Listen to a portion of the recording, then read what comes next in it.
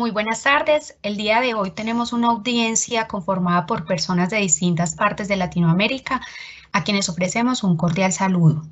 Desde la Red Latinoamericana de Productividad les damos la bienvenida a este webinar titulado Gestión del Cambio, que será conducido por Norman Velázquez, experto en gestión del cambio, transformación cultural para la productividad, la competitividad y la sostenibilidad. Norman hace parte del equipo de especialistas del Centro de Ciencia y Tecnología de Antioquia, con el cual acompañamos a las empresas colombianas en el reto de fortalecer sus capacidades y de esta manera fortalecer y mejorar su productividad y competitividad. La Red Latinoamericana de Productividad es una iniciativa transnacional conjunta en la que convergen instituciones públicas y privadas de distintos países del continente americano. Estas instituciones son: por Argentina participa el Instituto Nacional de Tecnología Industrial INTI y la Asociación de Industriales Metalúrgicos de la República de Argentina, ADIMRA. Por Brasil participa el Servicio Nacional de Aprendizaje Industrial, SENAI. Por Costa Rica se encuentra el Centro de Calidad y Productividad de la Universidad Técnica Nacional, CECAPRO, y la Municipalidad de Santa Ana. Por Ecuador, el Ministerio de Producción, Comercio Exterior, Inversiones y Pesca. Por El Salvador, Comisión Nacional de la Micro y Pequeña Empresa, CONAMIPE. Por Guatemala, el Ministerio de Economía. Por Honduras, el Instituto Hondureño de Ciencia, Tecnología e Innovación. Por México, el Instituto Estatal de Capacitación, IECA. Por Paraguay participa el Centro Paraguayo de Productividad y Calidad, CEPROCAL, de la Unión Industrial Paraguaya. Por Perú participa Proyectos y Soluciones Integrales de Consulting, SAC, PSI. Por República Dominicana, el Ministerio de Industria, Comercio y MIPYMES, MICM. Y por Uruguay participan el Centro de Extensionismo Industrial, CEI, Instituto Nacional de Calidad, INACAL, y el Laboratorio Tecnológico del Uruguay. Nuestro objetivo como red es compartir experiencias y buenas prácticas que nos permitan mejorar la productividad y competitividad de nuestros países, construyendo conjuntamente una cultura de productividad y aumentando la apropiación social de conocimiento. Este primer encuentro hace parte de una serie de webinars que serán liderados por las diferentes instituciones pertenecientes a la red y que serán comunicados previamente con el fin de contar con su participación. La conferencia tendrá una duración de 1 hora. Ahora sí, le damos el paso a Norman Velázquez, saludándolo y agradeciéndole por compartirnos su conocimiento. Norman, bienvenido. Diana, muchísimas gracias por esta invitación. A todos ustedes en la red, bienvenidos a este espacio de conversación que vamos a tener. En una primera instancia, este webinar va a tener una sola vía, que va a ser la exposición que yo les comparta en función de la gestión del cambio, pero espero que al final tengamos obviamente una conversación muy nutrida, muy orgulloso de acompañarlos en toda América Latina. Y bueno, empecemos entonces a conversar de gestión del cambio. Los contenidos que hemos definido con el CTA, Centro de Ciencia y Tecnologías para Antioquia y Colombia, y ahora para América Latina con ustedes, es el cambio, la dinámica del cambio, las etapas del cambio, las 10 batallas que tiene el cambio, escenarios susceptibles al cambio, caso de éxito actual y la herencia del cambio. Ese caso de éxito actual va a estar espectacular y nos va a ayudar a aterrizar todo lo que vamos a conversar enseguida en una práctica real. Quiero empezar esta charla con un ejercicio muy bonito que es traer a cuentas esta historia. Un antropólogo se desplaza a África, está con la nación Xhosa en África e invita a los niños a un experimento y les dice, bueno, vamos a correr todos desde este punto hasta un punto de llegada. En el punto de llegada les voy a poner una canasta llena de frutas, muchas de ellas, algunas de ellas son dulces, y el que llegue primero allá puede acceder a las frutas dulces para que las disfrute. Qué sorpresa se lleva el antropólogo cuando los niños corren tomados de la mano para llegar juntos a la meta. Y entonces el antropólogo les pregunta, venga, pero ¿y por qué salen corriendo todos cogidos de la mano si con solo uno que hubiera llegado de primero le hubieran tocado todas las frutas dulces? Y entonces los niños gritan en unísono un buto. ¿Cómo puede uno de nosotros ser feliz si todos los demás están tristes? Es una reflexión muy bonita y muy especial para este momento de la historia que estamos viviendo. Esas tribus africanas que vemos muchos de nosotros en estado perdido en el tiempo, en la era de piedra tal vez, unos cazadores nómadas, están mucho más evolucionados que nosotros en esta actual sociedad moderna desde el punto de vista de lo humano, de lo social, de lo colectivo. Esta reflexión que tienen ellos es hermosa. ¿Cómo puede uno de nosotros ser feliz si los demás no están siendo felices, si están tristes. Y la definición directa de Ubuntu es yo soy porque somos. Esta pandemia global, no sé qué otra cosa se hubiera podido inventar Dios más especial para hacer un reseteo y ponernos a pensar en función de cómo deberían ser realmente las cosas. Y gestión del cambio aplicado a cómo deben ser las cosas ahora en la pandemia, pero mejor aún, cómo van a ser las cosas post pandemia. Nosotros, todos los integrantes de la red de productividad, vamos a ser responsables de que la herencia que nos deje esta reflexión, este reseteo del planeta con esta pandemia, pues se quede con nosotros los mejores ejemplos de ella. En muchas de nuestras empresas deberíamos tener un cuadro, todos, un cuadro con marco dorado que tuviera escrita las 50 razones por qué no cambiar. Me explico, cuando ustedes enfrentan proyectos en las organizaciones y le dicen a la gente que van a cambiar cualquier cosa, desde un escritorio del lugar hasta un proceso productivo, inmediatamente la gente empieza a sacar cientos de excusas. Aquí les vamos a dejar en la presentación más de 50 de ellas, excusas mediante las cuales la gente dice, en esencia, no puedo hacerlo, no quiero hacerlo, ¿sí? O no tengo el conocimiento para hacerlo, no sé hacerlo. Y son precisamente esas preguntas, son 3 preguntas que resumen estas 50 y más respuestas que da la gente para no actuar, las que nos van a llevar a entender cómo hacer que el cambio sea efectivo cuando es obligatorio, pre-pandemia y ahora en pandemia y ojalá post-pandemia. Les decía que las 3 preguntas se pueden responder en no sé, no voy a cambiar porque no sé, y esa es una respuesta cognitiva, es decir, no tengo el conocimiento para hacer lo que me estás pidiendo que haga en el cambio. Ahí la respuesta directa es te enseño, yo te acompaño y te enseño. La segunda es no puedo, que es una respuesta más conductual. Generalmente nace del miedo, del temor, de la angustia, de la parálisis. Y la respuesta nuestra como empresarios, como consultores empresariales es no te preocupes, yo te acompaño. Y la tercera respuesta, que es la más fuerte que nos podemos encontrar, que es una respuesta emocional, es no quiero. ¿Cuántas personas no hay que frenan procesos, transformaciones, cambios organizacionales, simple y llanamente porque no quiero? Yo soy el cuello de botella de que el proceso fluya, yo voy a ser la talanquera que no va a dejar que esto cambie. Y esta es una reflexión a la que los invito que la tengan en cuenta durante toda la presentación, porque esto que hemos visto aquí se está dando de una manera acelerada, precisamente gracias a la situación de la pandemia. Para nadie es un secreto que empezamos el año 2020 con muchas expectativas. Se calcula en América Latina que las empresas en promedio manejan simultáneamente durante un año entre 25 y 100 proyectos a ejecutar en un año, llamando proyecto cualquier iniciativa que lleve a cambiar un proceso, una gestión, un servicio, un diseño dentro de la organización. Pero resulta que este año nos trajo un reto muy particular y el reto del cambio de este año fue precisamente ese coronavirus, el innombrable, podría ser en lenguaje cinematográfico de Harry Potter. Ese coronavirus, que es un problema gravísimo, nos ha traído una cantidad de muertes que no voy a repetir, ya los medios están saturados de ello, pero más aún un montón de actitudes y de posturas de las personas desinformadas, precisamente uno de los componentes que afectan la gestión del cambio. Pero si bien es un problema, también nos invita a pensar en una solución y nos va a arrojar unos beneficios. Yo me atreví a enumerar algunas de las situaciones, obviamente la muerte terrible de personas, sobre todo de tercera edad y primeros infantes. Hay una gran desinformación, las fake news, las noticias mentirosas, que además no solo hay quien las difunda, sino quien las replique, que tenemos que cambiar esa actitud. Obviamente esa desinformación, que no es información sino desinformación, genera un miedo, ese miedo genera una alerta global, esa alerta global sumada a más desinformación del origen de la enfermedad. Mucha de la información que nos invitaron fue que era todo dependía de un tema de higiene corporal que nos sigue acompañando hoy en día, un distanciamiento que nos llevó a estar en primera instancia en la casa, todavía asistiendo al trabajo con algunas protecciones, una gran incertidumbre frente a qué iba a pasar con la industria, con el comercio, con los diferentes procesos productivos. Eso nos trajo una enfermedad mental. La incertidumbre genera precisamente el estrés, genera situaciones de depresión, tanto individual como grupales, muy fuertes que deben ser tratados. Después nos invitaron a un paro total. Colombia fue uno de los países que reaccionó más rápido frente a esta invitación, parece ser de una manera acertada.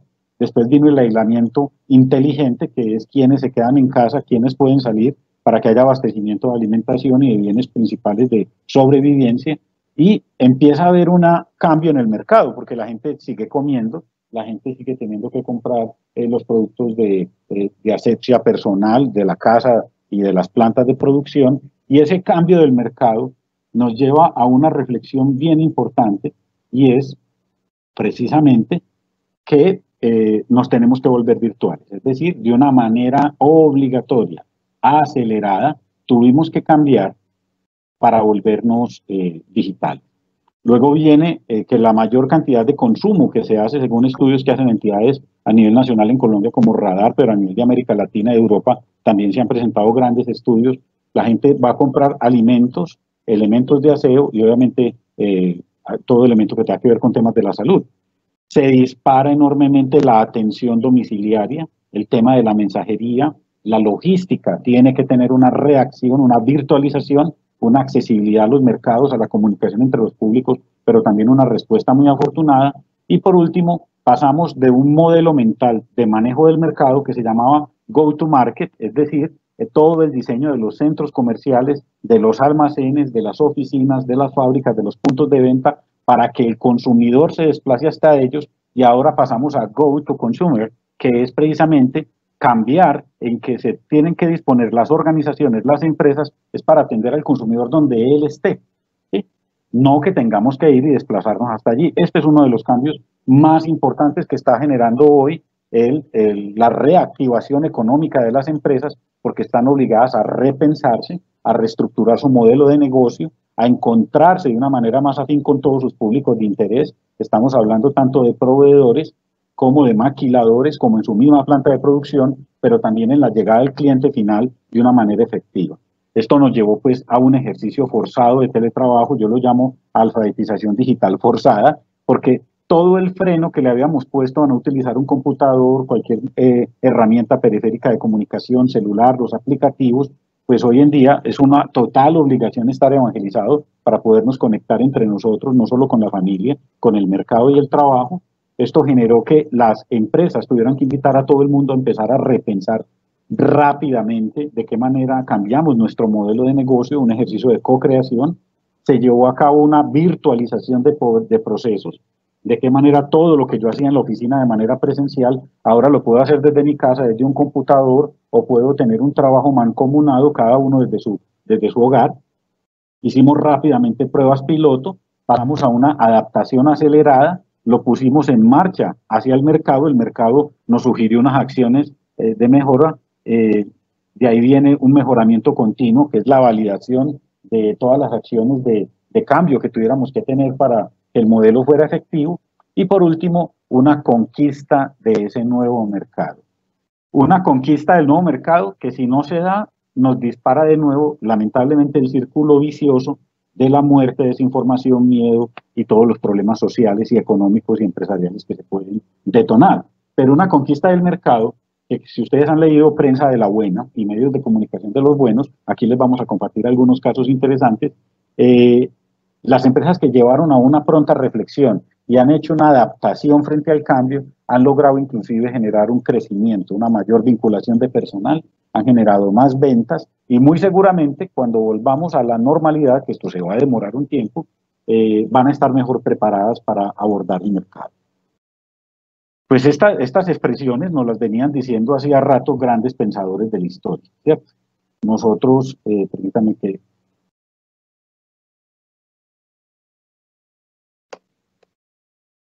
Se desvinculó la presentación un segundo.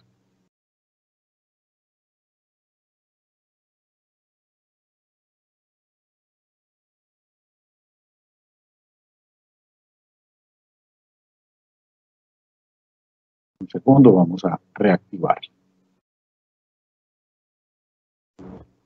Entonces, los grandes pensadores de la historia que plantean todo el tema de la evolución de la humanidad nos llevaron a reflexionar en torno a cómo lograr sobrevivir a situaciones catastróficas y tan letales como las de la evolución y la naturaleza.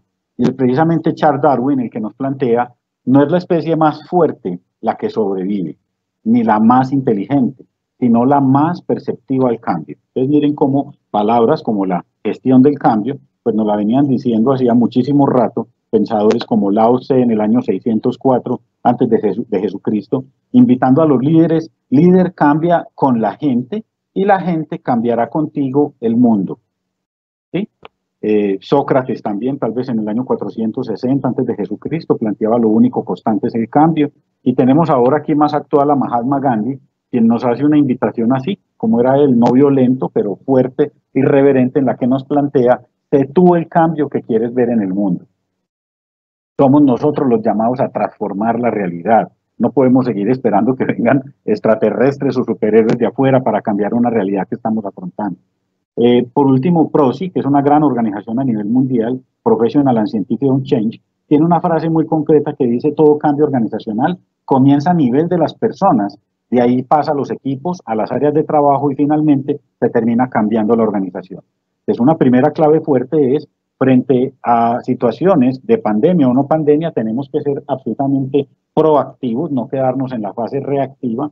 Lo segundo, los que tienen que disponerse para cambiar la realidad somos las personas. Y lo tercero es: la organización tiene que tener conciencia de que el cambio es planeado, de que el cambio debe ser programado. En ese orden de ideas, entonces, nos enfrentamos a una dinámica de cambio, que si cambia el individuo, cambia la organización.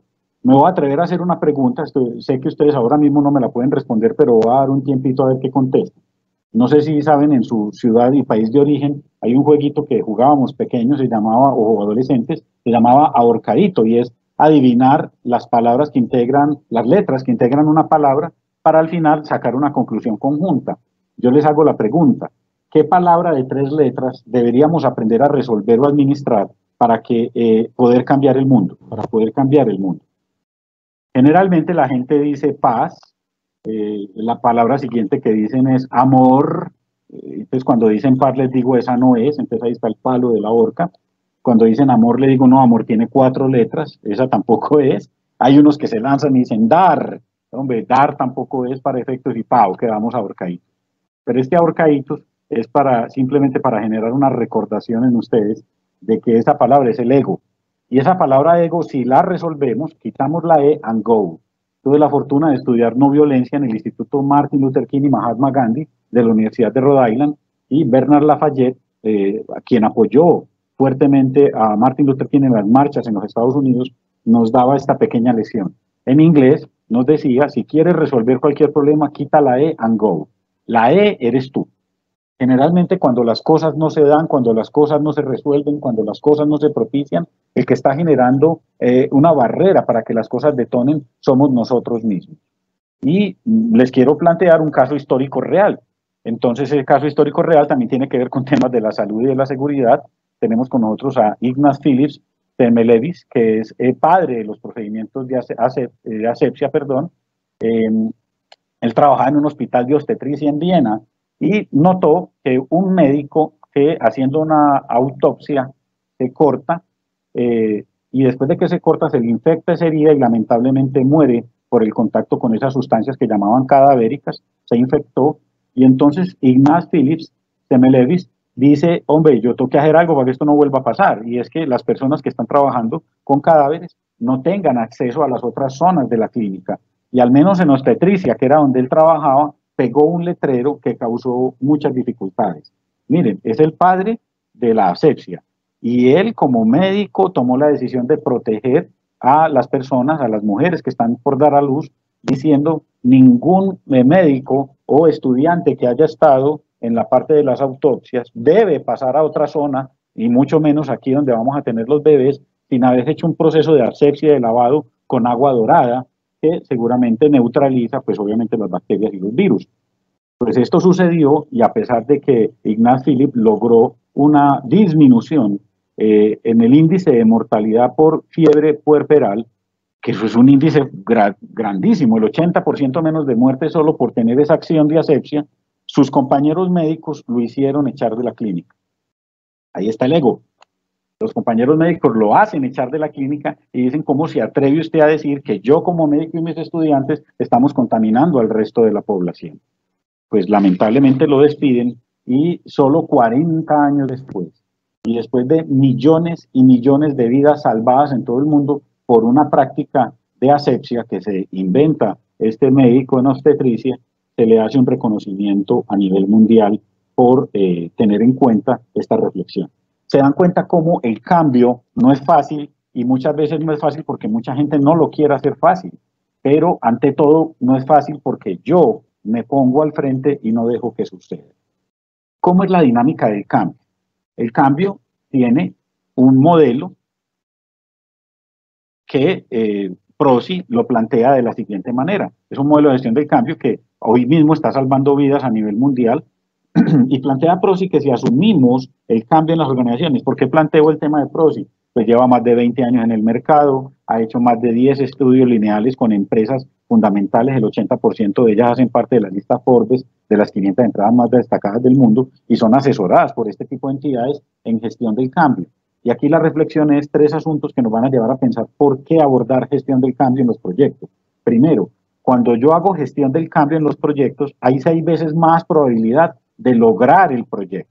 Cuando no hago gestión del cambio, generalmente entre el 90 y 94% de los proyectos no se efectúan.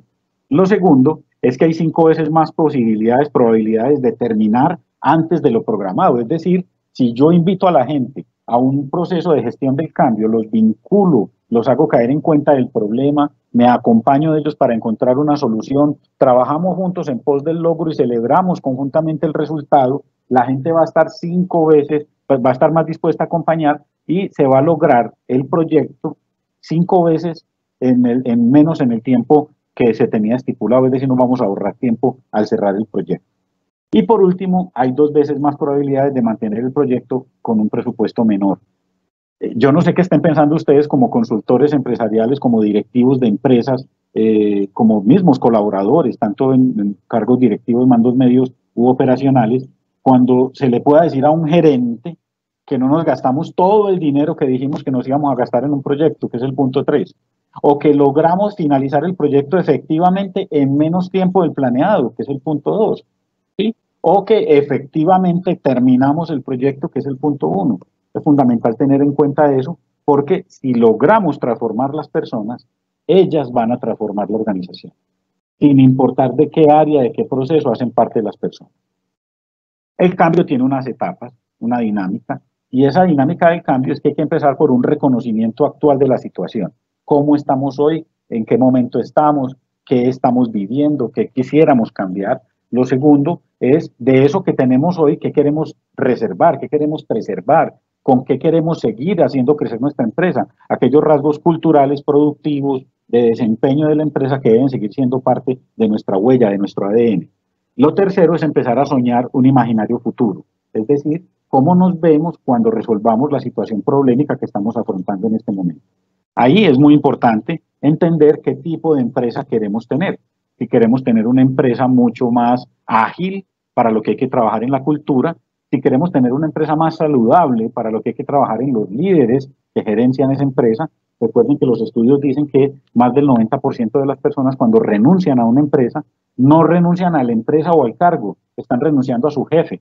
A eso se refiere a organizaciones saludables en las que los líderes hacen que haya un ambiente y un clima laboral saludable. Organizaciones más motivadas, ¿en quién hay que trabajar? En las personas que hacen parte de la organización, que trabajen con ganas, con disposición, que aporten todo lo que tienen para la empresa. Y por último, organizaciones más conectadas, y ahí tenemos que hablar obviamente de TI, de tecnología aplicada a estos tipos de desarrollo. El paso siguiente, después de imaginarnos esa organización futura que queremos, es hacer una movilización de voluntades hacia un propósito común. Es decir, a dónde queremos llegar, cómo vamos a llegar allá y qué nos vamos a ganar cuando lo logremos.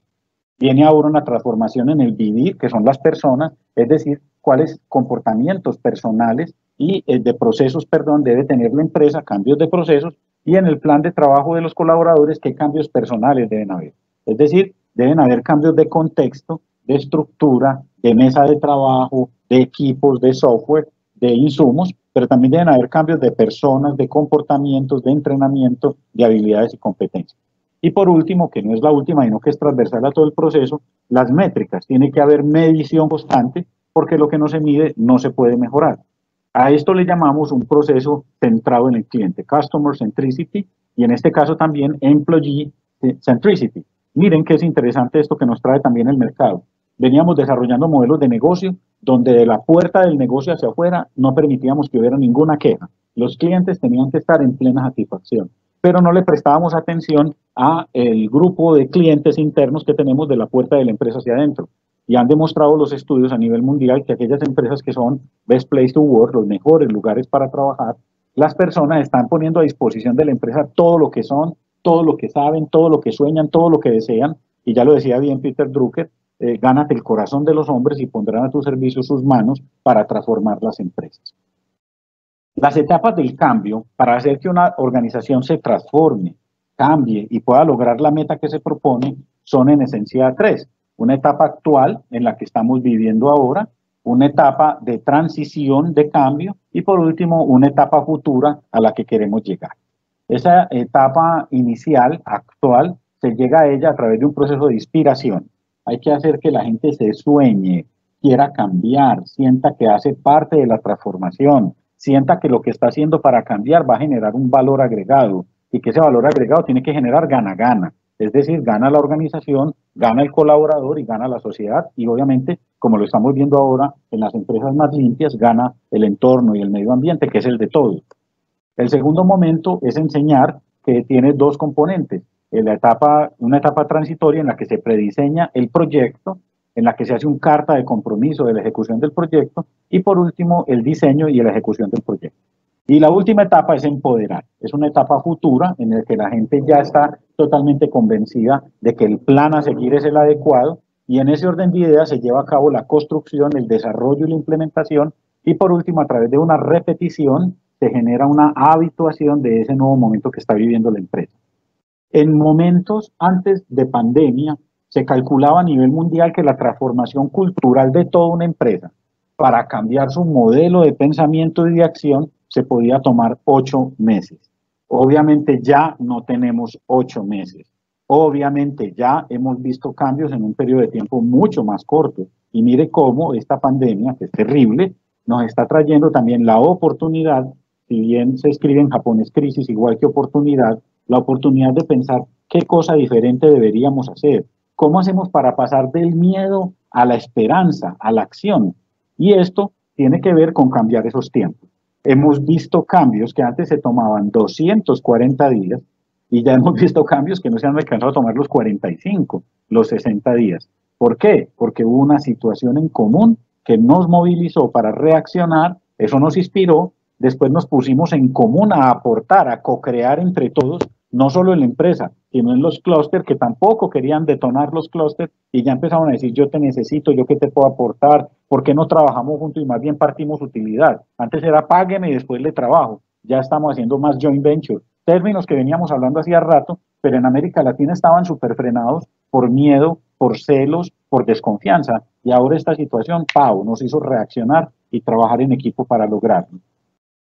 Estas etapas del cambio tienen dos momentos muy importantes. Primero es el tiempo que se debe demorar el proceso de transformación y segundo, ese cambio nos va a implicar ser, uno, más productivos, dos, más competitivos y obviamente eso va a requerir de las personas una mejor actitud, es decir, una postura no de miedo, de desesperanza, de tristeza, de dolor, sino totalmente, que esa es reactiva, sino totalmente proactiva, de esperanza, de ganas, de ánimo, de disposición, de creatividad, y va a haber un proceso en el que en las organizaciones, en cualquier proyecto, van a pasar desde el compromiso de la alta dirección, debo decir algo aquí importante, no hay cambio si no cambia la alta dirección. La Universidad de Deusto de España, en su reflexión en torno a los temas de gestión del cambio, en la maestría, en su escuela de negocios, en la maestría de negocios MBA, ha hecho una reflexión en la que dice, para los públicos hispanoparlantes, es decir, Latinoamérica y España,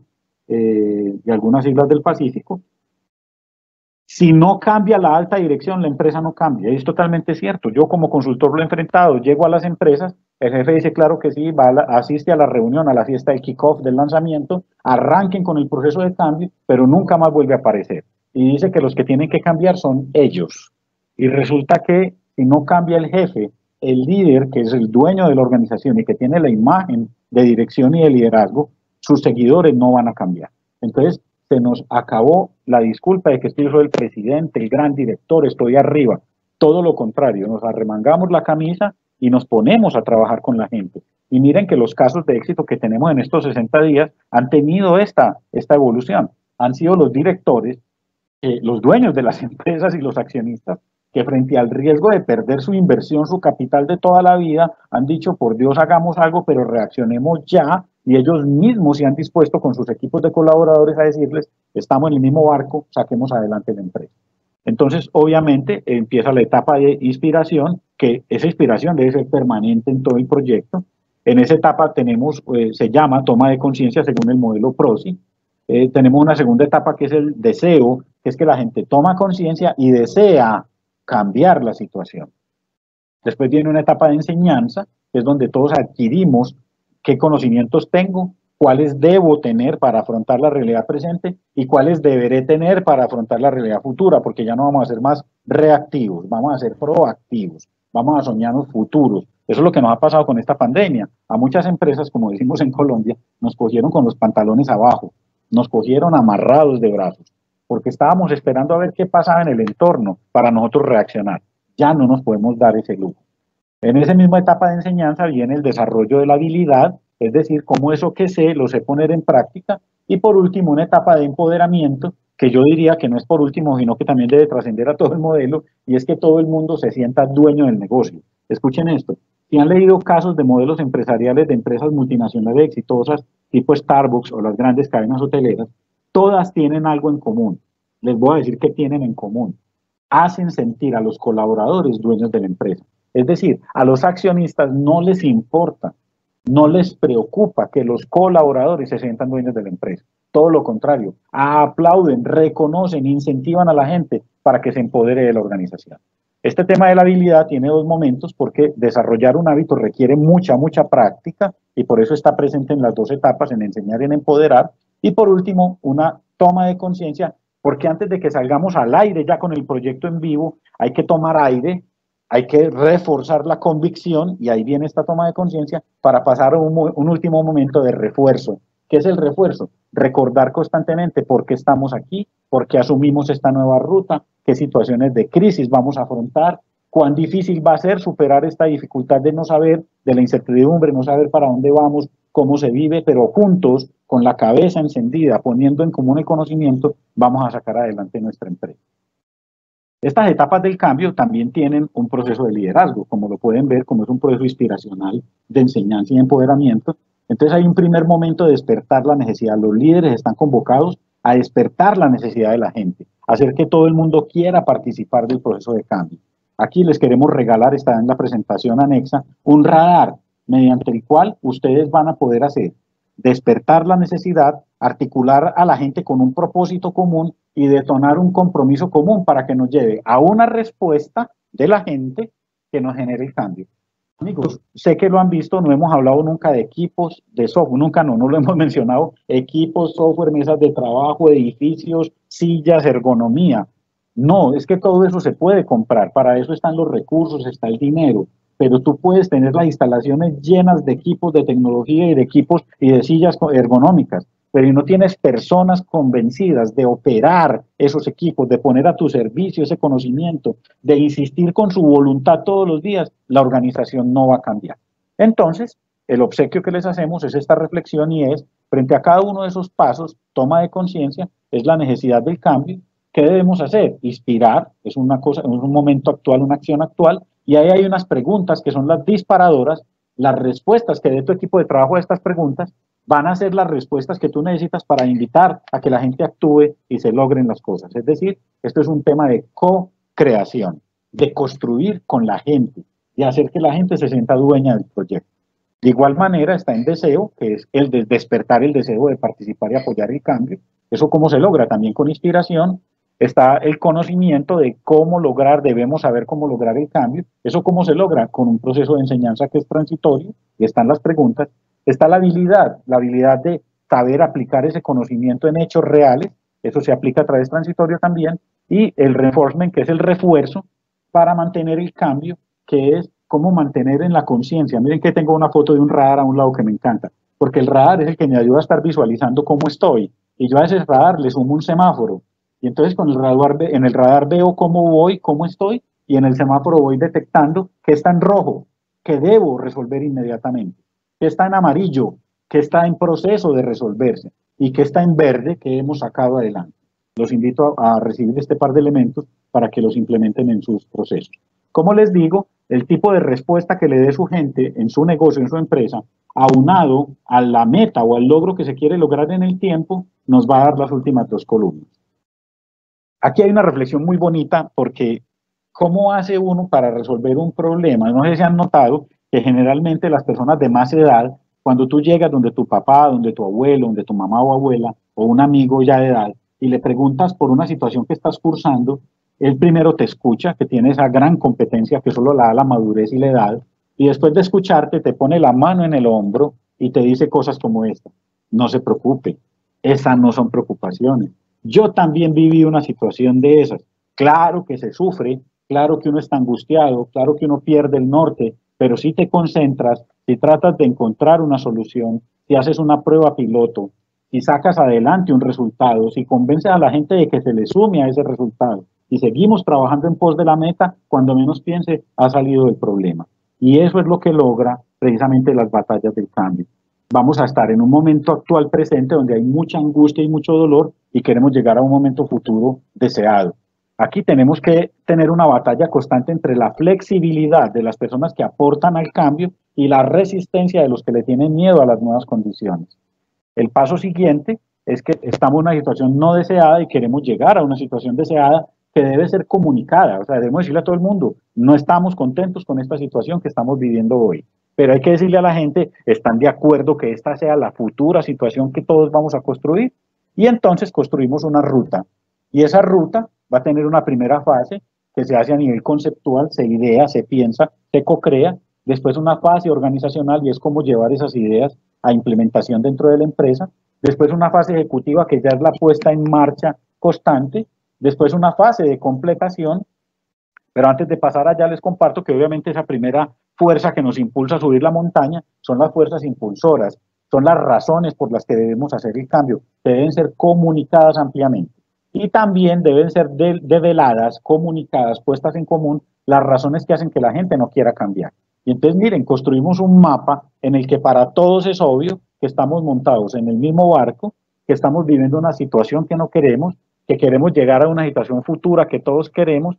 Tenemos delatadas, yo digo develadas, puestas sobre la mesa, cuáles son las situaciones impulsoras que nos van a llevar a lograr esa meta, pero también poner sobre la mesa cuáles son las fuerzas que nos restringen llegar allá, para que todo el mundo sepa que es natural sentir miedo, estar angustiado, no encontrar en este momento un sentido, pero que con constancia lo vamos a lograr. Estas 10 batallas del cambio las podemos vivir así. No cambian las organizaciones, cambian las personas, insisto, hay que cambiar las personas para que transformen las organizaciones. Y entonces vamos a afrontar estas 10 batallas.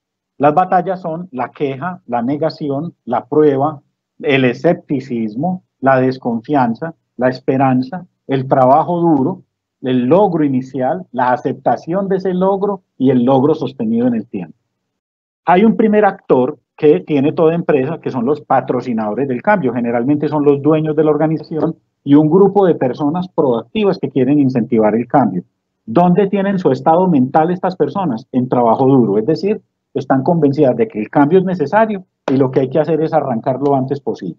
Hay unos segundos actores que son los agentes del cambio, que son aquellos que apoyan a los patrocinadores para poder lograr la meta. ¿Ustedes creen que en cuál etapa de todas estas 10 batallas se encuentran los agentes del cambio? Sí, señor. Los agentes del cambio todavía no están en trabajo duro, porque no saben qué deben hacer para resolverlo, pero son creyentes, creen en sus jefes, se dejan llenar de información y de datos, aportan con esperanza para lograr la meta deseada. Y por último, están los públicos que llamamos los objetivos del cambio, que son los detractores, los que están frenados, los que tienen miedo, los que tienen angustia. Y claro, ¿dónde se ubican este tipo de personas en las empresas? También llamados los rezagados. Están entre la queja y la negación. Están totalmente siempre, no puedo, no quiero. Si se recuerdan las 3 preguntas del principio que resumen las 50. No puedo, no sé, no quiero. Esas personas están guardadas allí. Pues hay que activarlas para llegar a otro nivel. Pero este modelo que les presento es un modelo pre-pandemia. Es decir, estamos hablando fácilmente de 8 meses, 240 días, Y el COVID, esta situación catastrófica global, nos llevó a pensar, a reflexionar y actuar de manera inmediata. Y cuando fuimos capaces de poner a todo el mundo sobre un mismo barco, todos vamos a perder el empleo, nadie va a tener seguridad alimentaria, todos pueden enfermarse, todos pueden morir.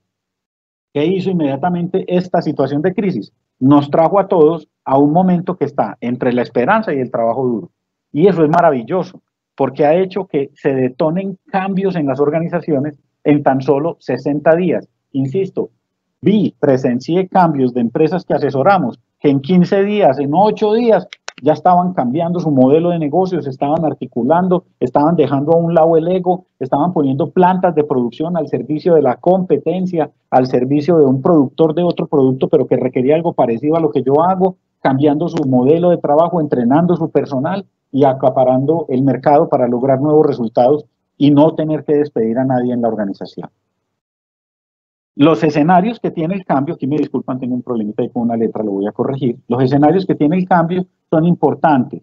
Y estos escenarios es a qué se enfrentan las personas cuando va a haber cambio en la organización. Miren, es decir, una persona, usted o cualquiera de sus colaboradores, cuando hay una situación de caos, ¿en qué escenarios de su vida laboral experimenta el mayor choque? Pues claro, está el tema de la remuneración. Esto tan difícil, ¿y usted cuánto me va a pagar? O voy a perder el salario del empleo. ¿Cuáles funciones tengo que desempeñar para que se cumpla ese nuevo objetivo que queremos? ¿Cuáles procesos debo aprender y articular? ¿Qué comportamientos críticos? Mire, todos estamos trabajando, la mayoría en teletrabajo, y los que están yendo a las plantas de producción con grandes medidas de bioseguridad, exponiéndose en medios de transporte público, cambios de comportamientos críticos. Eso genera un cambio de cultura organizacional. ¿Han visto la gente a las 8 de la noche aplaudiendo a los médicos en un planeta que prepandemia aplaudía a los jugadores de fútbol que no saben leer ni escribir, algunos, insisto, algunos de ellos ganándose sueldos multimillonarios, cuando un médico, un investigador, una enfermera se ganaba un sueldo pequeño o insignificante o con el que no podía subsistir? Pues esta es una nueva reflexión, hace un cambio de la cultura del planeta que no podemos perder en la pospandemia. Perdón.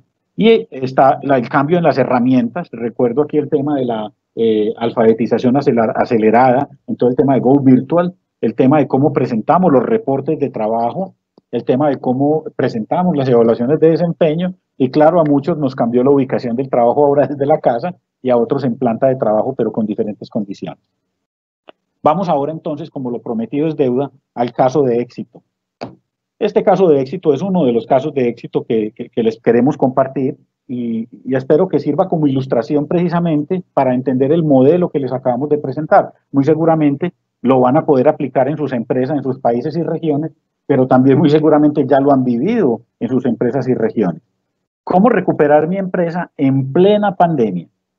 Entonces me encontré una frase espectacular que dice, si tu plan no funciona, no cambies el plan. No, perdón, cambia el plan, no cambies la meta.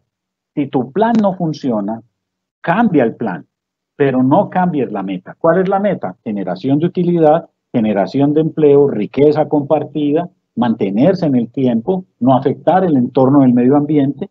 Entonces, si el plan no está funcionando, que eso fue lo que nos dijo el planeta con esta pandemia, pues lo que hay que cambiar es el plan, pero no cambiemos la meta de generar esa riqueza. Y entonces rompimos esa brecha y creamos un kit empresarial que lo llamamos kit empresarial 360 grados COVID-19.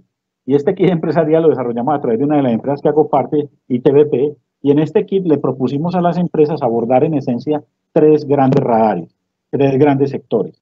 El teletrabajo, que la gente ya se veía obligada a estar trabajando desde la casa, la virtualización de procesos, que es como desde la casa a través del computador y con comunicaciones lograr que las cosas sí procedan, y por último un cambio en la gestión del cambio, que es la cultura, los hábitos, el comportamiento, y ojo con esto, la gestión del conocimiento. Insisto, ¿cómo vamos a desperdiciar una situación de reseteo, una prueba física fuerte como la que estamos viviendo con el COVID, y cuando pase dentro de 3, 4, 6 meses, vamos a volver a como estábamos antes, vamos a desaprovechar todos los aprendizajes obtenidos? Entonces ahí cuando desarrollamos un modelo que se llama 4RX, y van a ver por qué RX. Primero, reformular. La primera etapa, la primera reflexión que hay que hacer es, ok, que cambiaron las condiciones del mercado, yo tengo que cambiar mi empresa. Porque si no, mi empresa va a seguir generando productos y servicios para un mercado que ya no existe. Segundo, reactivar.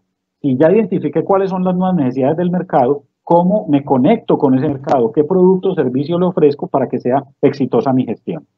La tercera R es reflotar. Obviamente, si yo me reactivo y empiezo a facturar de nuevo, voy a salir otra vez a flote, así sea a punto de equilibrio, no importa, pero es dejar de perder. Muchas empresas han logrado pasar el punto de equilibrio y es cuando viene reconquistar, que es cuando cambiando el modelo mental, el modelo de comportamiento, la gestión del conocimiento adquirido, las redes y las de trabajo y la asociatividad, hemos logrado acceder a un mercado que antes no conocíamos, que antes no teníamos, que antes ni pensábamos que podían ser nuestros clientes, a tener unos colaboradores en el clúster, en los encadenamientos productivos que nunca habíamos llamado y consultado y que ahora nos van a llevar a tener un momento de victoria espectacular.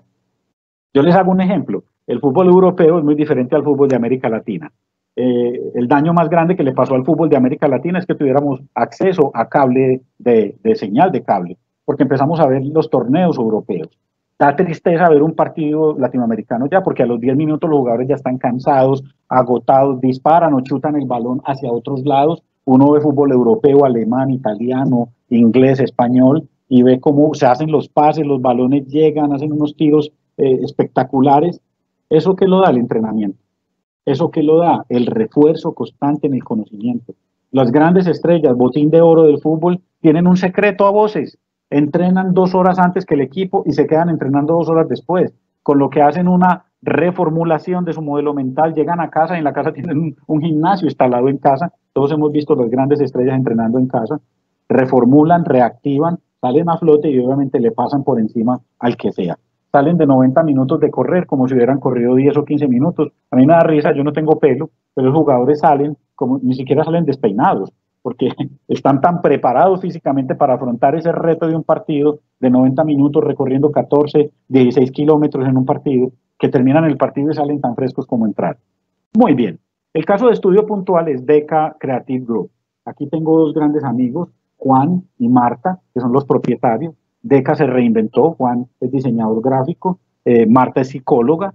DECA venía de una facturación promedio mensual de 450 millones de pesos, un grupo de empleados fijo, muy técnicos, muy afines para desarrollar stand para eventos comerciales abiertos a público masivo. Entonces tenía carpinteros expertos, electricistas expertos, personas expertas en diseño, y cayeron después del encierro total a un 0 pesos de facturación. DECA pues tuvo una reflexión y fue, Norman, ¿qué vamos a hacer? Y nos sentamos con un grupo de amigos, hicimos una llamada como esta que estamos teniendo, nos repensamos, nos reingeniamos la empresa y dijimos, ok, vamos a inspirar, vamos a enseñar y vamos a empoderar. Y vamos a liderar el cambio entre todos. ¿Cómo? Despertar una necesidad común. Todos queremos seguir trabajando, seguir mercando y estar aliviados. Segundo, articulación con un propósito común. Eso no lo da una empresa saludable, una empresa que siga adelante. Y tercero, detonar un compromiso común para lograr. Es así como hicimos una primera etapa de toma de conciencia en la que se le dijo a la gente, primero la salud, todos para la casa. Está hablando de una empresa pequeña, ¿sí? No una empresa unipersonal ni familiar, pero una empresa pequeña, que hace el esfuerzo de decirle a todo el mundo, váyase para la casa tranquilo, primero la salud, coherente con sus valores. Segundo, frente a la situación de que se extendía el estar en casa, pues hacen reuniones de co-creación y le preguntamos a todos, al carpintero, al electricista, al diseñador, a la secretaria, a todo el mundo, ¿qué hacemos? No, perdónenme, primero los mandaron a vacaciones colectivas, como quien dice, pues aprovechemos este tiempo, yo se los pago como vacaciones, pero esperemos volver. Pues ya desde las vacaciones se veía que se iba a extender el encierro y por esta razón la reflexión fue, hey, venga, desde su casa, siga viendo televisión, vea series de Netflix, mire mucho documental, por favor vean History Channel, edúquense, pero de todo lo que vean, piensen qué podríamos hacer con lo que tenemos para que nuestra empresa no se muera y tengamos un propósito común. Entonces ahí viene una sumatoria de conocimiento que llevó a una escalada de pensamiento en la que dijeron, oiga, hay que hacer cabinas, lo mismo que nosotros hacíamos que eran stands, hagamos cabinas de atención a clientes que no generen ningún tipo, que tengan bioseguridad, es decir, una cabina en la que yo te sigo atendiendo, pero el cliente tiene ahí el jabón para limpiarse las manos, el documento pasa, yo estoy con todos los elementos de seguridad, hay una cabina cerrada, de ahí pasaron a todo el tema de los temas de bioseguridad y desinfección, utilizaron sus bases de datos activadas de clientes de hace muchos años, 10, 12 años que existe la empresa, para llamarlos, para ofrecerles, para preguntarles cómo estaban. Se dieron cuenta de que sus clientes necesitaban cosas que ellos también necesitan como empresa y rápidamente armaron un encadenamiento de bioseguridad. Es decir, al que producía el antibacterial le dijeron: yo hago cabinas, yo ofrezco tu antibacterial, ofrece tú las cabinas. Y empezaron a hacer una conectividad que los llevó a desarrollar por la práctica teletrabajo, telemercadeo, la fabricación modular desde la casa por partes a cada uno de estos carpinteros y electricistas que estaban, que es un desarrollo espectacular. Esa toma de conciencia tuvo un refuerzo en el que se decían todos los días, nos decimos todos los días: vamos para adelante, esto lo vamos a sacar juntos, todos vamos a lograr un mejor estado de bienestar. Y por último, refuerzo a través de las métricas, que son los indicadores de cómo nos está yendo, de qué podemos mejorar y qué podemos cambiar. ¿Qué nos generó esto?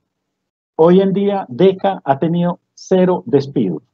Es un logro enorme en un equipo de 14, 15 personas. 0 despidos.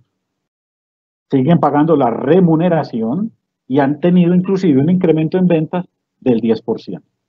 ¿Se puede o no se puede? Claro que se puede. Con la gente.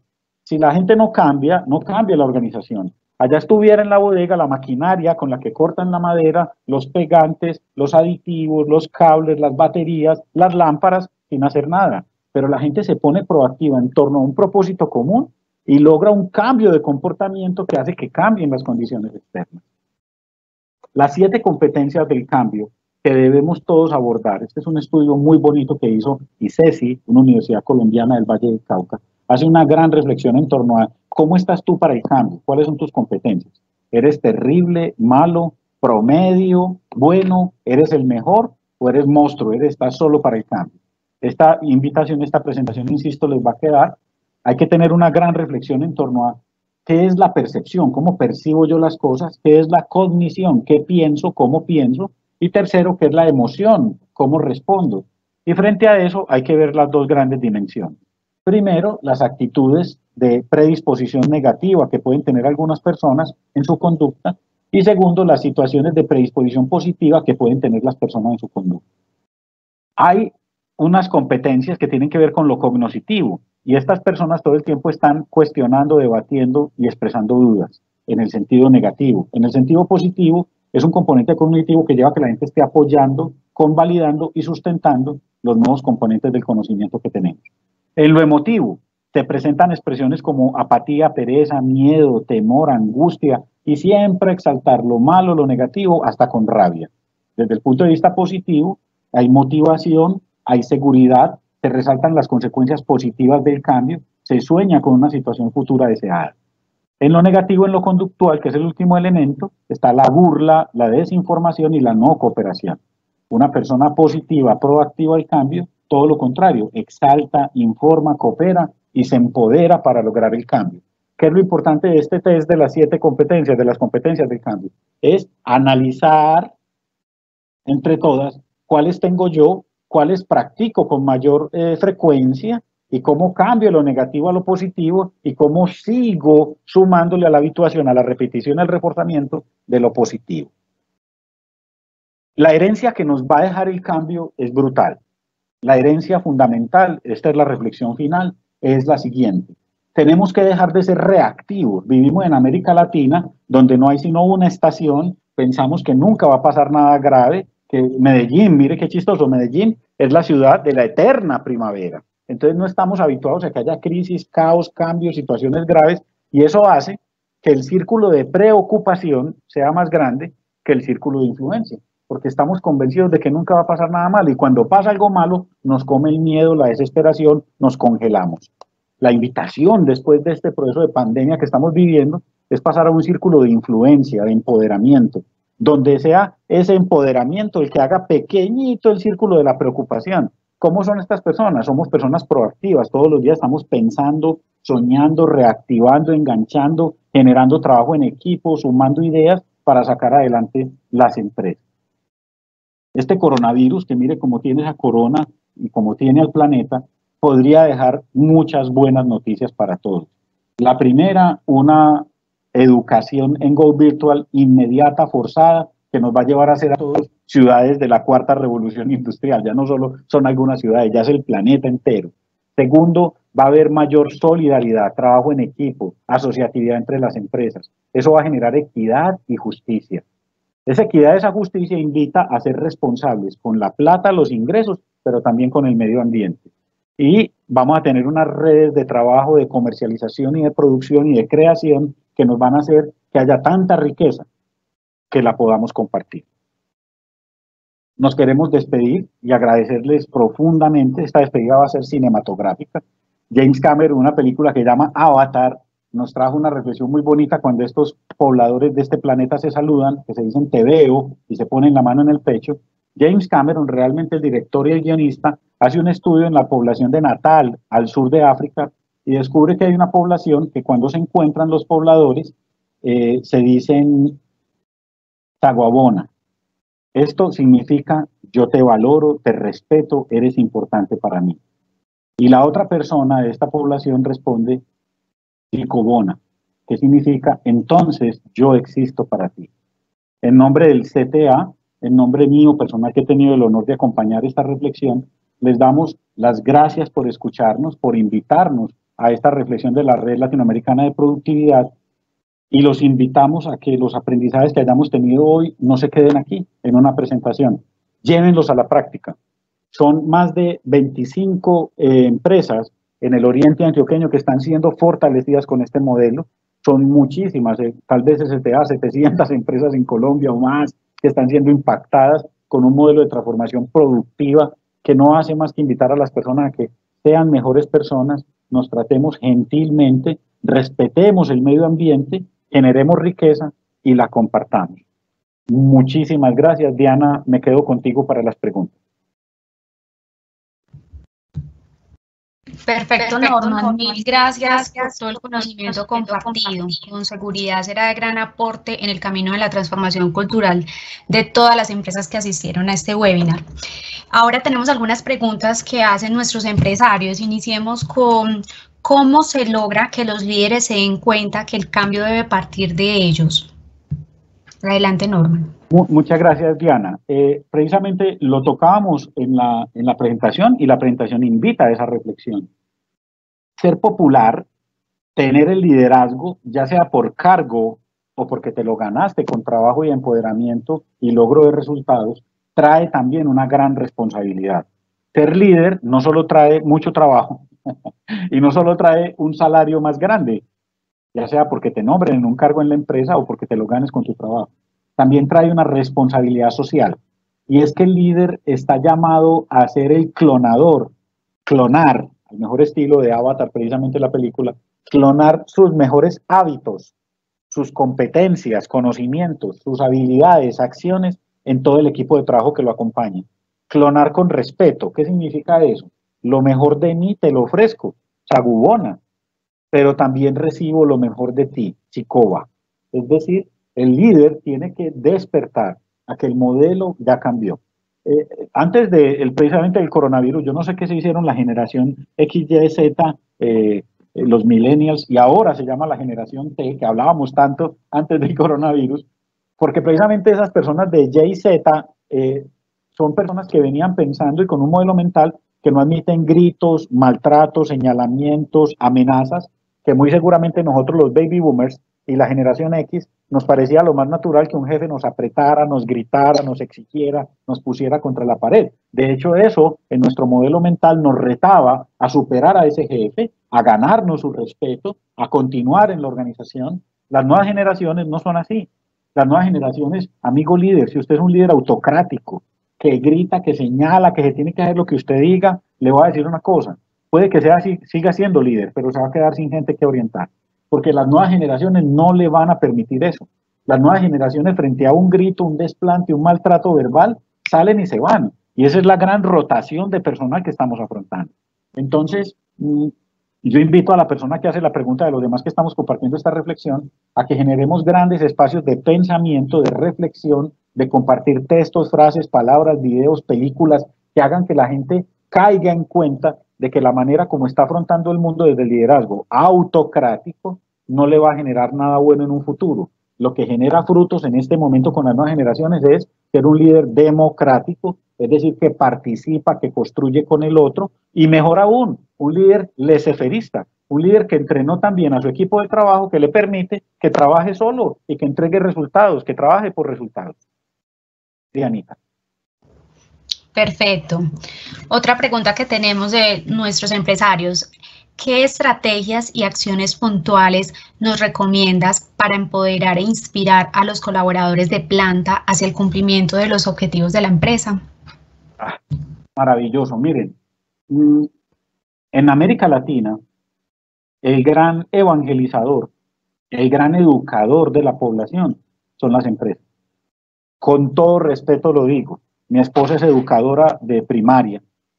Yo estudié en un colegio Calazán maravilloso donde recibí una formación por unos sacerdotes con vocación y unos profesores espectaculares. Pero la mayoría de la población en América Latina no tiene acceso a una muy buena formación académica y mucho menos en valores. Entonces, cuando llegan a la empresa, es cuando se topan con que la empresa tiene que empezar a educar a la gente en temas tan curiosos como este. La empresa tiene que educar a la gente en puntualidad. A uno no le deberían enseñar puntualidad desde la casa, en temas de honorabilidad. A uno no le habían enseñado desde la casa que lo ajeno no se toca, que las cosas de los demás se respetan. En temas de cumplimiento, honorabilidad y respeto por el otro, a uno no le deberían enseñar desde la casa y desde la primera escuela esos términos.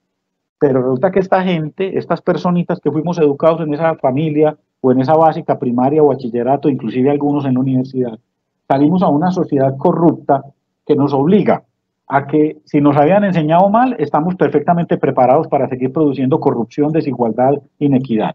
Y si nos educaron muy bien en una burbujita de cristal, lo que pasa es que cuando salimos nos topamos con esos modelos directivos autocráticos que violentan, que agreden, que maltratan, y la gente tiene que cambiar su paradigma de valores y de conceptos para poder sobrevivir. La sociedad la constituimos todos, la creamos entre todos. Insisto, está el trabajo increíble. Mi esposa es directiva, docente de una escuela primaria aquí en Medellín. La labor que hacen en esas comunas, en esos barrios para rescatar a esos niños. El amor que expresan los niños por estar guardados en cuarentena. A mí me toca escuchar las llamadas de ellos diciendo, quiero volver, me hace falta la escuela, me hace falta usted, la quiero, profesora. Ese afecto, ese amor, ese conocimiento. Eso hay que llevarlo a la vida laboral. Yo debería sentirme feliz de hacer parte de una organización, orgulloso de los logros de esa organización, co-creador de los nuevos productos y servicios que desarrolla esa organización. Y en ese orden de ideas, aplaudido por cierto tipo de comportamiento en unos valores que exalta la empresa. Esos son los valores y los principios de la organización. Por eso, insisto, las empresas se vuelven en ese gran escenario de reeducación de toda la población, y a estos compañeros obreros de cargos básicos que trabajan en la construcción o en las plantas de producción, lo que hay que hacer es abrazarlos, acogerlos y estar claros en que debemos solventar aquellos vacíos que no pudo llenar el hogar, que no pudo llenar la estructura social en la educación del Estado, y las empresas nos vemos obligados a hacer esta reeducación en valores, en principios, en humanidad, en justicia. Diana.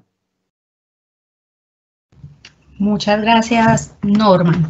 Otra pregunta, ¿cuál es la relación de la gestión del cambio con la cultura organizacional? Muy buena pregunta, total. No se debería hablar de cultura organizacional sin que una de las competencias que practican los que integran una organización fuera la gestión del cambio. Sócrates en el año 460 antes de Jesucristo decía, lo único constante es el cambio, y de alguna manera se nos olvidó. Ustedes y yo, como seres humanos, aprendimos y nos desarrollamos y hoy somos dueños y señores de este planeta, tal vez muy malos administradores por como lo tenemos, pero dueños y señores del planeta, porque aprendimos y pasamos de ser nómadas, de estar buscando nuevos futuros, nuevos escenarios, nuevos horizontes, nuevos lugares donde conseguir las cosas, a ser sedentarios, tenerlo todo en la mano de una manera cómoda, y eso nos ha llevado a cambiar nuestro modelo mental. Gestión del cambio es un componente, es uno de los pilares, es una de las columnas fundamentales de la cultura de una organización. ¿Qué es la cultura de la organización? La serie de valores que comparte una organización con todo su equipo humano, es decir, la manera como nos comportamos dentro de la organización. Si hay muy buenos valores, el comportamiento dentro de la organización no genera fricción. Y si no hay fricción, ¿cómo es el clima organizacional? Sabroso, muy bueno, agradable, porque compartimos los valores, que son los rasgos característicos de mi comportamiento. Si comportamos todos los mismos valores, esas prácticas de esos valores no generan fricción. Y al no generar fricción, el clima organizacional es bueno, es sano, es saludable. Pero cuando no compartimos los valores, y hablando de gestión del cambio, cuando hay gente que es extremadamente innovadora, creativa, se mueven, están buscando nuevas oportunidades, mientras que hay otro grupo de población en la empresa que le da pereza el cambio, que se mueren del miedo, que tienen susto, obviamente, ¿qué hay allí? Fricción. ¿Se acuerdan de un motor con sus dos pistones? Están haciendo fricción si no está el aceite. El aceite es la cultura organizacional que no permite que haya fricción. Pero si yo tengo dos valores contrarios, siempre va a haber fricciones o vuelan chispas y explota el motor, explota la empresa. Entonces, la cultura organizacional tiene varios pilares. La cultura organizacional es la sumatoria de valores que compartimos y los valores son los rasgos característicos de nuestro comportamiento. ¿Cómo nos comportamos nosotros en esta empresa? ¿Cuáles son los hábitos, las costumbres, las palabras, las expresiones, los gestos, las conductas que se permiten dentro de nuestra organización? Si eso es sano, el clima es sano. Si esos valores son del odio, de la persecución, del insulto, de la alta competencia constante, lo que hacen es que generan fricción. La gestión del cambio debería ser una de las competencias que compartan todos los colaboradores de la empresa. Perdónenme, insisto, estamos siendo sometidos a un ejercicio, a un gimnasio intensivo mental con esta situación del COVID, porque nos está obligando a todos a cambiar de mentalidad, a cambiar la manera como pensamos donde trabajamos. Mi puesto de trabajo hoy es la sala, el comedor de mi casa. Y cuando estoy hablando yo, mis hijos tienen que hacer silencio y guardarse para no interrumpir esta charla. Pero cuando ellos están hablando y están grabando sus videos y sus presentaciones, hasta yo me desconecto del internet para que ellos accedan más rápido al internet. Y entonces este campo de entrenamiento nos está obligando a ser una mejor familia. Y nos estamos reencontrando al desayuno, al almuerzo y a la comida. Y nos miramos a la cara y nos contamos las cosas que nos pasan en el día. Y eso nos hace una mejor familia. Estoy seguro que cuando volvamos a la normalidad nos vamos a extrañar enormemente. Entonces, sí, la gestión del cambio es una de las columnas fundamentales del cambio de la cultura de la organización. Diana. Precisamente, Norman, hablando un poco de los cambios en las condiciones laborales a partir del COVID, hay una pregunta que nos hacen y es cómo lograr los cambios en la administración pública, ya que allí nadie pierde su trabajo, entonces siguen en su zona de confort. Diana, muchísimas gracias a ti y obviamente a la persona que hace la pregunta. En la no violencia, en el Instituto Martin Luther King y Mahatma Gandhi, Radhana Krishna, que es un hindú, que es el sucesor actual de Gandhi en la India, de la Escuela de la No Violencia en la India, nos explicaba cómo era la sociedad. Entonces él nos decía, la sociedad es como una silla, como un butaco de 3 patas. ¿Sí han visto las sillas de 3 patas? Generalmente las sillas tienen 4 patas, ¿verdad? Porque son más estables.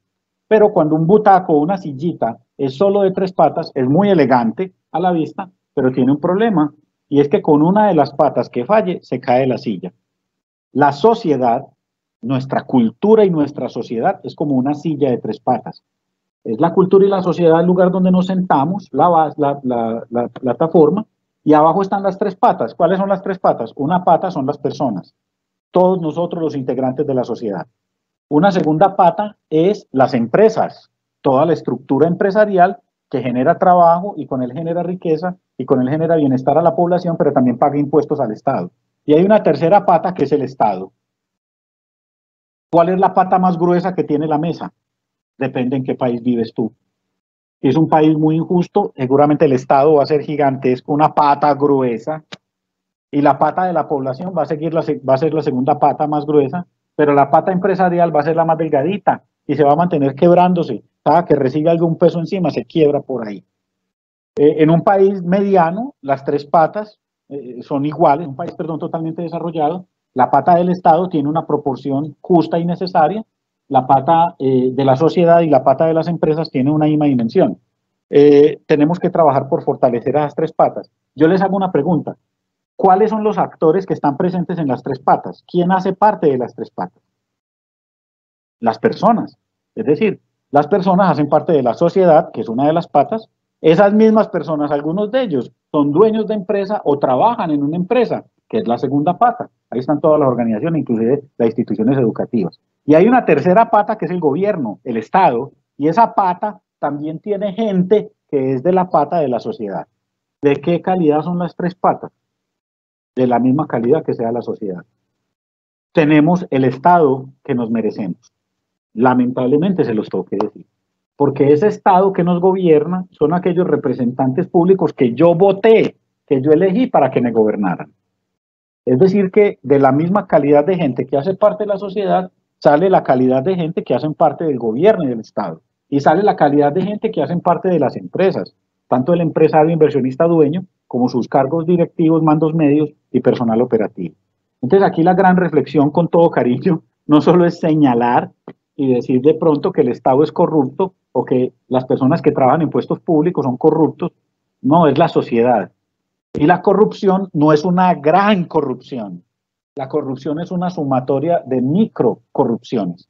Es tan corrupto el que se roba millones de dólares o de pesos ahora comprando máscaras o protección a un mayor costo, que debería ser a menor costo para que todo el mundo tenga acceso a ello, como la persona que despidió a la niña del servicio de su casa y no la liquidó.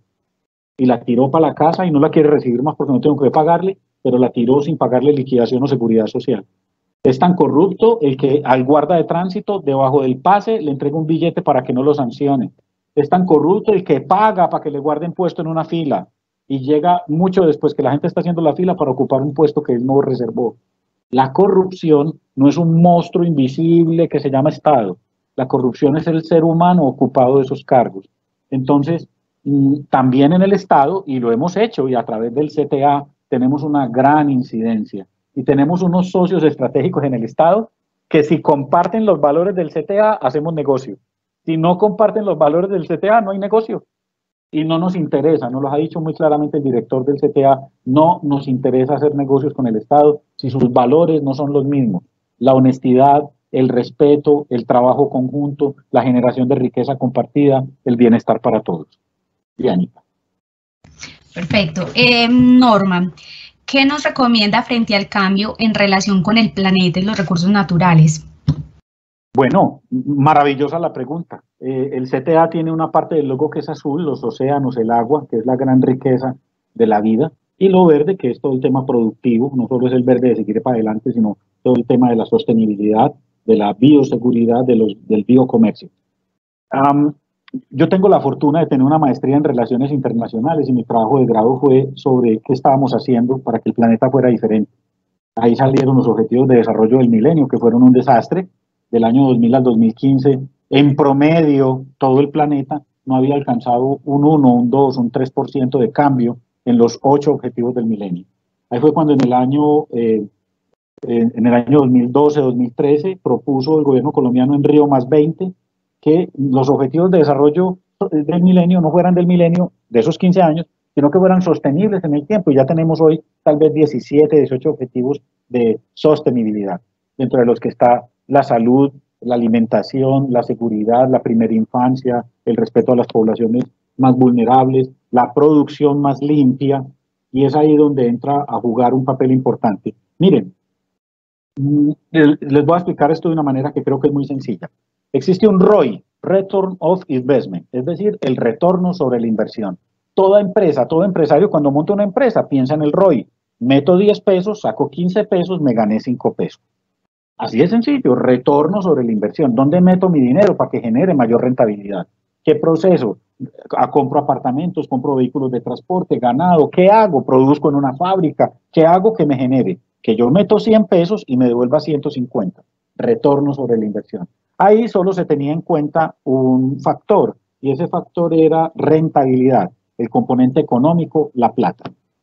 Hoy en día tenemos que hacer un cambio mental forzado. y no solo por coronavirus, es un cambio forzado de punto de no retorno del planeta. Es decir, con 9.000 millones de habitantes, hoy el planeta, casi 10.000, se espera que en el 2050 seamos 15.000 o 20.000 millones de habitantes. El planeta no va a tener recursos suficientes para sostener esa masa poblacional si se sigue distribuyendo de una manera inequitativa como se hace ahora. Si seguimos produciendo de una manera irresponsable como se hace ahora. Ahí entran en vigencia como llamado de alerta vida o muerte. Ya no es romántico, ya no es Greenpeace, ya no es hippie, ya no es de los adolescentes. Es un llamado urgente a toda la población del planeta, que todo lo que pensemos en hacer como negocio para que genere rentabilidad, genere mucha rentabilidad. Pero ya no se llama ROI, se llama ROI social. Y el ROI social tiene que generar rentabilidad económica, que es la plata, el dinero, para que siga fluyendo, genere el capital de trabajo. Dos, ambiental, es decir, de qué manera responsable afronto la explotación del entorno de una manera sostenible para que a las generaciones futuras les toque un planeta también donde vivir. Es decir, me gasto lo que me puedo gastar hoy, uso lo que me puedo usar hoy, pero dejo para el futuro. No podemos ser tan egoístas. No podemos matar el planeta ni la vida para las generaciones futuras. Y por último, social-cultural, es decir, ¿qué estamos haciendo para que la calidad de vida de los seres humanos, la coexistencia pluricultural, sea rica, sea abundante, respete la diferencia, le saque riqueza a los diferentes idiomas, como fue el ejercicio de esta despedida del Saguona y el Sicoba, no que se extingan ni las especies, ni las tribus, ni su cultura, ni sus lenguas. Entonces, ya no más pensar romántico en producción más limpia, que el CTA, por ejemplo, tiene un centro de producción más limpia, es la casa donde nació, el nicho donde nació y salió para Colombia entera el centro de producción más limpia, también el centro de estudios del agua. Ya no es una moda, ya no es un intento académico, ya no es una reflexión científica, es una necesidad imperativa de vida o muerte. O producimos bien y seguimos viviendo en el planeta, o acabamos con la posibilidad ni siquiera de seguir existiendo aquí. Dianita. Bueno, Norman, y para finalizar este ciclo de preguntas, una última pregunta y es la diferencia entre un cambio y una mejora. Ay, qué bueno.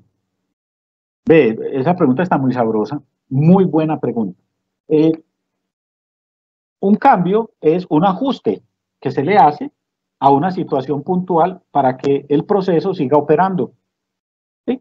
Planear, hacer, verificar, actuar. Entonces eso genera dos alertas. En el planear se diseña todo el proceso de qué es lo que voy a hacer. En hacer se lleva a la práctica, se pone la prueba piloto.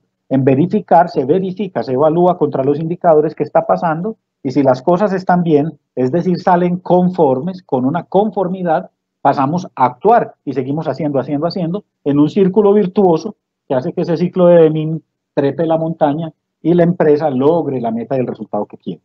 Pero si cuando estamos aplicando el PHBA, planear, hacer, verificar, sale una no conformidad, en esa no conformidad hay una reflexión puntual que es cuál sería la acción de mejora. Es decir, a este proceso que yo ya monté, ¿qué le ajusto para que siga caminando? ¿Qué ajuste le hago en el pequeño, en el corto, en el mediano plazo? ¿Sí?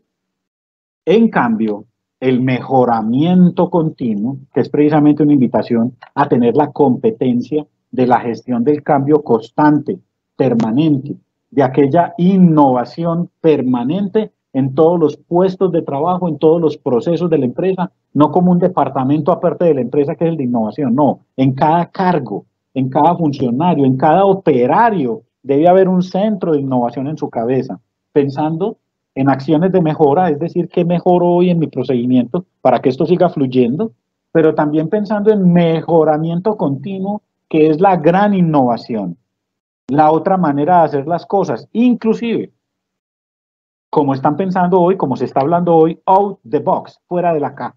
Es decir, yo toda la vida produzco de una manera, pero hay empresas tan inteligentes que dejan que su personal y equipo humano sea inteligente. Es decir, le dicen a la gente, no solo, yo no le pago por pensar, hágale lo que le dije que hiciera, sino que le dicen, piense por nosotros, piensa con nosotros. Y la mejor manera de pensar es out the box, fuera de la caja, y es decir, ok, este es el proceso natural que me enseñaron. La empresa viene produciendo así hace 3 años, hace 5 años, hace 20 años, y genera una utilidad, y tiene unos equipos y una maquinaria. Pero ¿qué tal si cambiamos la fuente de energía a energía sostenible? Y haciendo un gran esfuerzo de conversión de la maquinaria a energía sostenible, cambiamos los procesos, procedimientos, hacemos cadena de valor con nuestros proveedores que nos entreguen insumos verdes, de crecimiento verde, de certificación de fair trade, de cadena justa, no solo en que el producto sea orgánicamente producido y obtenido, sino que se genere calidad de vida a la gente que trabaja en esas empresas, en esas plantas. Y al final, con lo que generemos y vendamos al público, hasta cobramos bonos verdes. Entonces pensamos fuera de la caja y decimos, oíste, había otra fuente de ingreso que era cobrar por el aire limpio que estoy dejando de contaminar, o cobrar por el agua limpia que estoy sacando de mi planta de producción, o hacer desarrollos de innovación que generen sostenibilidad para otras empresas de sectores iguales, parecidos o diferentes al mío. Entonces, acción de mejora, yo la veo muy en el mediano y corto plazo, es para resolver una situación puntual de un proceso productivo. Mejoramiento continuo es el llamado constante a la excelencia, a cambiar de ideas, a cambiar de modelos, a encontrar una nueva forma de hacer las cosas. Ojo, donde haya más, no solo productividad, que se produzca mayor unidades de productos en el tiempo, sino que haya también competitividad, es decir, innovación, que haya el componente de abordar nuevos escenarios del negocio, de generar y derramar riqueza entre todos los actores del sistema. Diana, los expertos realmente son ustedes, los ingenieros, pero trabajando con el CT algo se le pega a uno. Espero haber satisfecho la pregunta. Perfecto. Norman, muchísimas gracias por haber hecho parte de este webinar, por haber aceptado esta invitación, compartir todos sus conocimientos con nosotros. Desde la Red Latinoamericana de Productividad agradecemos la presencia y participación de todos los asistentes. Deseamos que el contenido de este webinar haya sido de su agrado y les resulte útil en gran medida. Las preguntas que no alcanzamos a responder en vivo por temas de tiempo las responderemos por escrito directamente por el chat. Los invitamos a diligenciar la encuesta de satisfacción compartida por el chat de preguntas. Esto nos ayudará a ofrecerles contenidos oportunos en esta nueva dinámica empresarial. Las memorias del webinar serán enviadas a sus correos electrónicos. La conferencia completa será compartida a través de las diferentes instituciones aliadas de la red. Para el caso del CTA será compartida por Facebook, el cual es @CTA Colombia. Asimismo, los invitamos a estar atentos a todas nuestras redes sociales para que se enteren de las próximas invitaciones y todas las novedades. Les deseamos un feliz resto de día, los esperamos en una próxima ocasión. Hasta pronto.